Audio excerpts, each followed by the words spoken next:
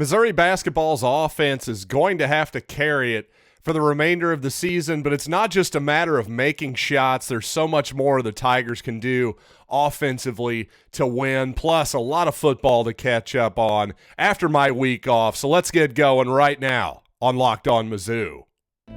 You are Locked On Mizzou, your daily podcast on the Missouri Tigers, part of the Locked On Podcast Network, your team every day.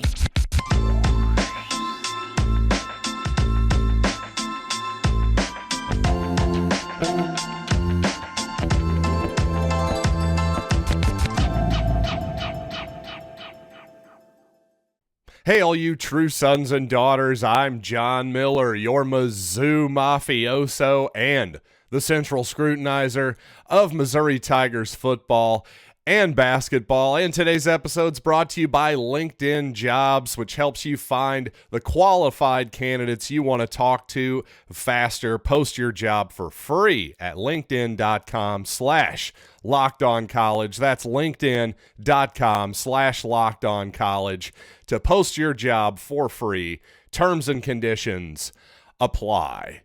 And yes, ladies and gentlemen, I was out all of last week. Apologies to that. But you know what? Like all great men, I'm going to blame my wife for that because she took me on a surprise trip to Cabo, San Lucas, Mexico for my 40th birthday. So yes, the batteries are all recharged now. So let's get to Missouri sports.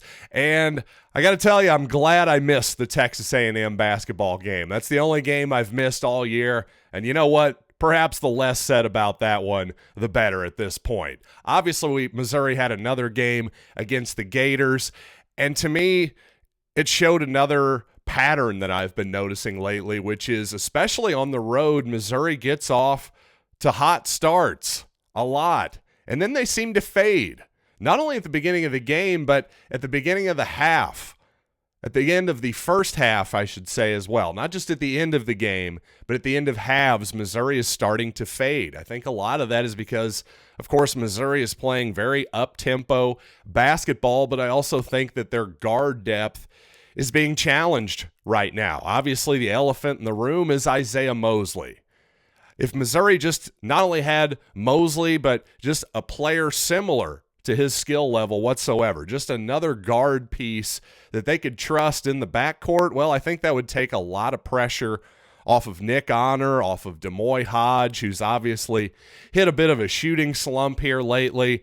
And mostly, I think, again, some of this is certainly just Missouri's hit a bit of a shooting slump.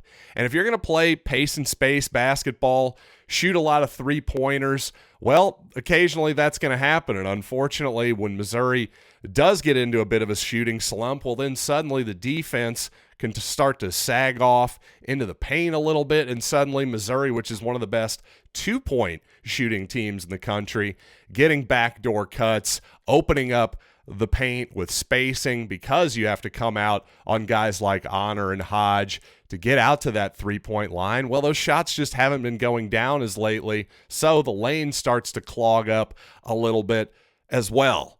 And speaking of the lane clogging up, well, I just thought Missouri, their half-court offense in particular, got bogged down by post-ups in that basketball game. In particular, too much of Kobe Brown going one-on-one against Colin Castleton by Kobe trying to basically bully his way through the paint.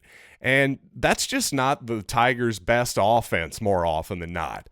It's one thing if Kobe Brown has a size mismatch, but clearly that wasn't the case with Colin Castleton. He proved over and over again he was going to be a tough guy to score on one-on-one for anybody for Missouri. Now, Noah Carter, on the other hand, found some success with a back down occasionally here and there, but that wasn't against Castleton. That was playing against one of Florida's perimeter players. If he wants to bully a guard down in there, fine and dandy, but I just thought too often Missouri got into just, hey, let's back guys down, and especially with the way the game is officiated these days, you saw this late and several times, but DeAndre Golston even one time backing in, the Florida defender, as soon as there's contact made with the Florida defender's front side and Golston's backside, well, he just falls down, and, well, that's automatically a charge. And, considering the amount of contact that is allowed in some areas of college basketball,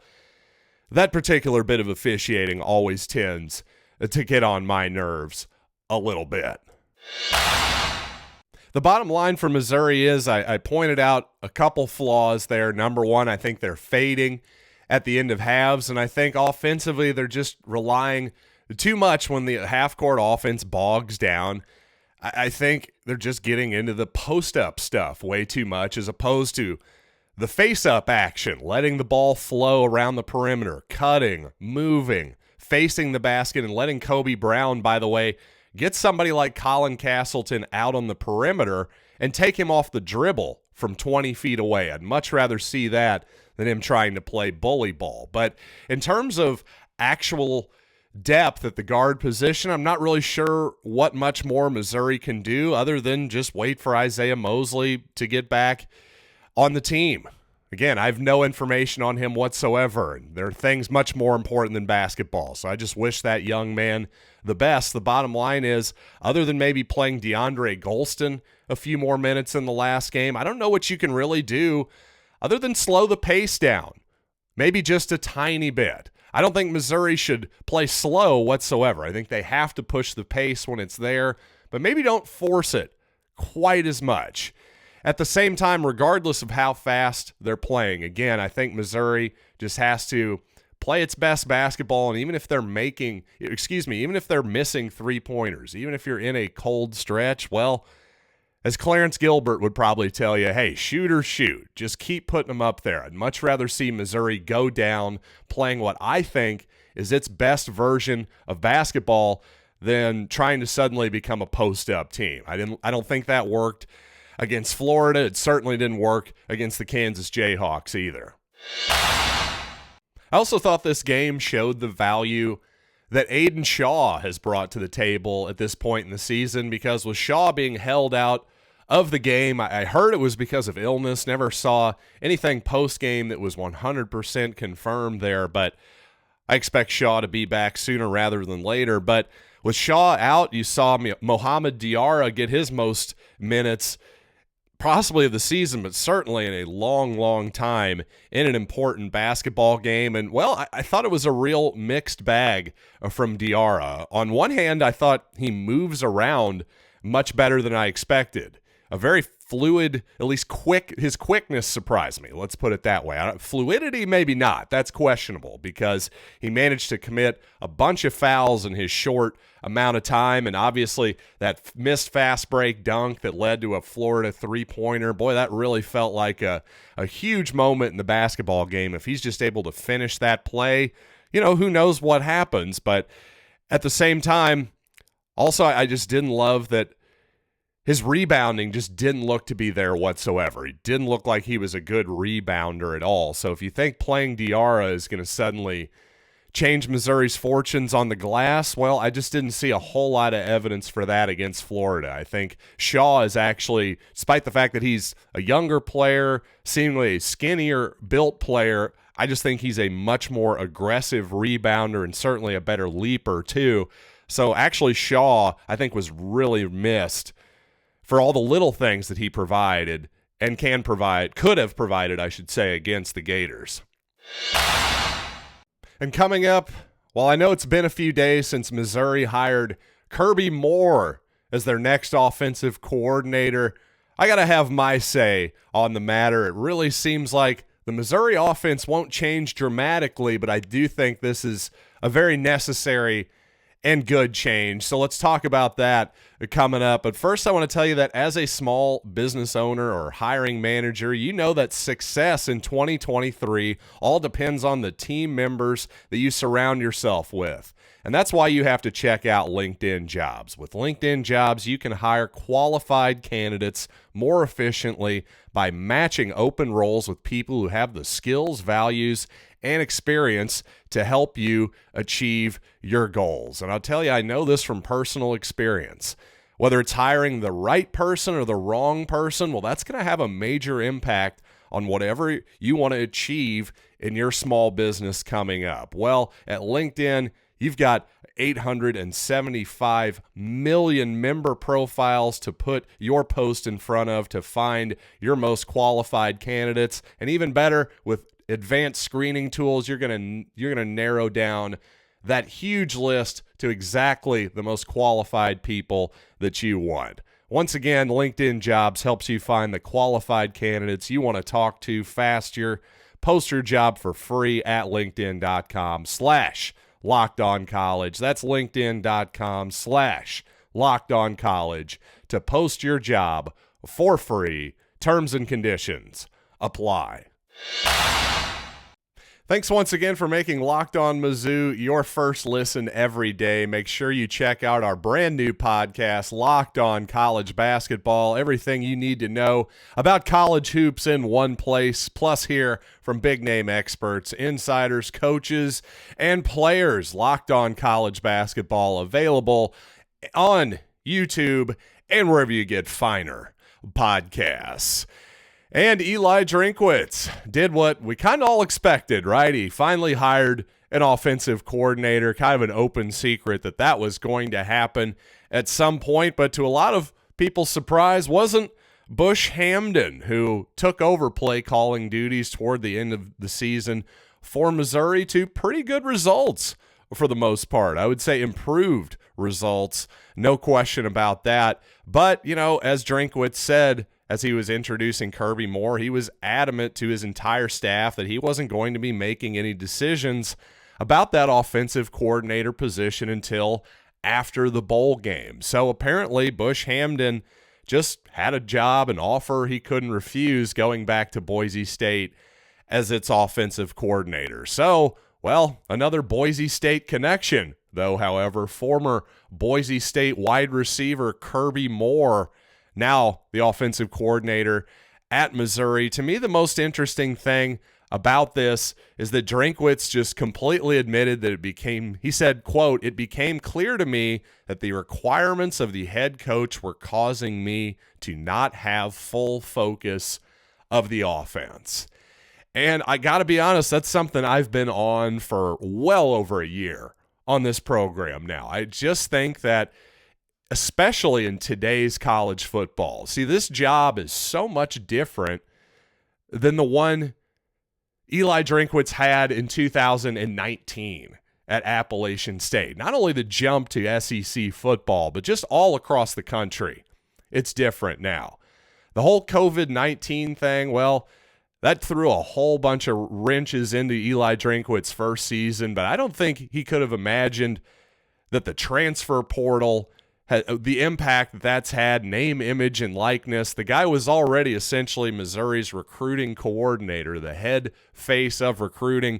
To me, to do all of that, plus being the head coach, it's just too much to expect a guy like Eli Drinkwitz to also be spending 30, 40 hours a week in the film room trying to get the edge on 3rd and 5. I just don't think that's realistic, especially if you expect this guy to be a father, as I've said before. So, with all that being said, a lot of Missouri fans might be disappointed to find out that, Kirby Moore's offense is not wildly different than what Eli Drinkwitz runs. Now, I do think Moore has shown an ability in his one season as a coordinator to adjust depending on the status of his personnel, depending on what advantages his opponent has. But if you're expecting the Missouri offense next season to look dramatically different than it has the past few seasons, I don't think that's going to happen. I really don't. And you know what? I'm actually okay with that, because I think a lot of things that Eli Drinkwitz does offensively make a lot of sense and actually work.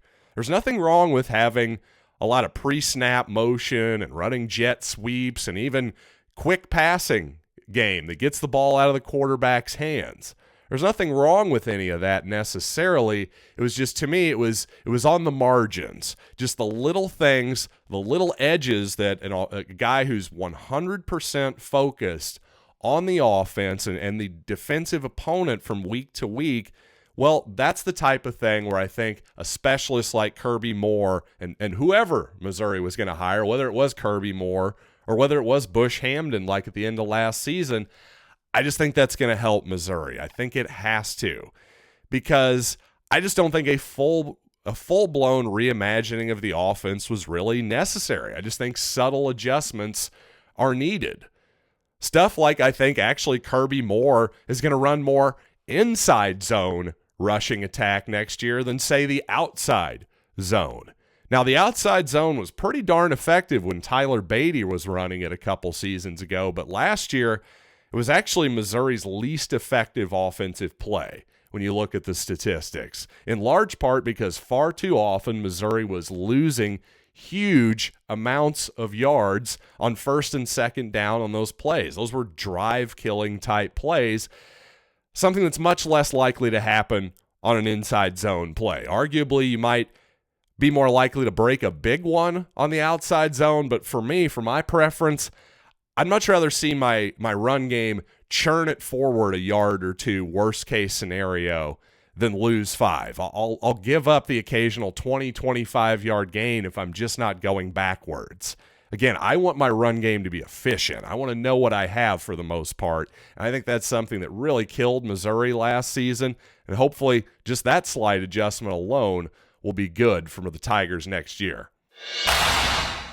And coming up, speaking of the transfer portal, well, Eli Drinkwitz knows the portal never sleeps, and he's been hitting it really hard since I've been away the last few days, including picking up the son of former Missouri legend Joe Moore. So some really interesting names to talk about. But first, I want to tell you about our friends at BetOnline.net, where the game starts and ends. By golly, sometimes it ends in heartbreaking fashion. Like if you're a Baltimore Ravens fan, my goodness, could you believe that reach over the line fumble play? That was absolute insanity. The Chiefs currently 8-point favorites early in their game next week over Jacksonville. Buffalo -4 against Cincinnati at home next week. Not really sure which way to go on that one. The Bengals have some real offensive line problems. Buffalo looking a little shaky on defense as well. Josh Allen kind of wants to throw the ball to the other team right now too. So I don't know. You tell me. Which way would you lean on that one? But regardless of what you're into, BetOnline has you covered with football, baseball, basketball, combat sports, everything you could possibly imagine, podcasts and information and news too. It's all there for you over at BetOnline, where the game starts. Well, like I said before, the transfer portal never sleeps, and no more better example of that than Trajan Jeffcoat, the Missouri defensive end, just a few days after saying he was coming back to the Tigers. Well, he's put his name into the portal, so you know what that means. Drinkwitz and company had to get to work. First of all, they got another defensive lineman, Northwestern Wildcat Austin Firestone, but even more notable, they signed Joe Moore. Yes, the son of that Joe Moore, the former Missouri running back. The son, a defensive lineman from Arizona State, 6'3", 245. And one thing I thought was interesting, 6'3", 245, not that much bigger than his old man, to be honest. Played running back, of course, all the way back in the late 60s, early 70s. For Missouri, Joe Moore was a massive human being for a running back. Just an absolute freight train of a human being. Left Missouri as its all-time leading rusher in 1970. So cool to see his son back in Columbia, a guy that Missouri did recruit out of high school. Of course, ultimately chose Arizona State. Moore wasn't hugely productive statistically at Arizona State, but obviously Missouri can use all the depth it can get. And last season, the portal treated Missouri really, really well on the defensive line. So let's hope those coaches know what they're doing. That's for darn sure. Also, some other notable players signed by the Tigers, including a wide receiver out of Ole Miss, Dennis Jackson, a former 4-star player out of high school. Also Florida State safety Sidney Williams. officially signing with the Tigers out of the portal. Also, Javon Foster coming back. He was Missouri's best offensive lineman last year, I would say, without question. So regardless of who's starting quarterback, it'd be nice to have that blind side over there on the left side shored up. That's for darn sure. And finally, in breaking basketball news, Missouri basketball has signed another player from John A. Logan, dipping in to that Kyle Smith-Peters connection. Once again, Missouri previously signed Sean East out of that particular junior college. Well, now Curt Lewis has committed to the Tigers as part of their 2023 class. 3 high school players previously, Anthony Robinson, Jordan Butler, and Trent Pierce are also a part of that class. Notably, Lewis shot the ball really, really well last season. Just 16 games in junior college, so take this with a grain of salt. But 49% from the three-point line, 3.6 attempts per game, which these days isn't all that much, to be honest. So again, a small sample size in terms of games, just 16 of them, and only 3.6 trays a game. He's not exactly Demoy Hodge or Clarence Gilbert at this point in terms of attempts. But hey, at this point, I'm going to trust Dennis Gates and his judgment. The guy he's 6'5" guard, kind of fits the mold of what Dennis likes, generally speaking, in his guards. Hopefully he'll be a nice wing player next season for Missouri. And that'll do it for this edition of Locked On Mizzou. Going to be back with you, a full boat of podcasts this week. Yes, I know, a mid-season vacation, not ideal, but what the heck, you only turn 40 once. Give me a break. So again, thanks for making Locked On Mizzou your first listen. For your second listen, check out the brand new Locked On College Basketball. Alex Shade and Andy Patton bring you everything you need to know on and off the court, plus hear from big-name experts, coaches, and players throughout the college landscape. Locked On College Basketball, available on YouTube and wherever you get your podcasts. So, until next time, I'm John Miller, and this has been Locked on Mizzou.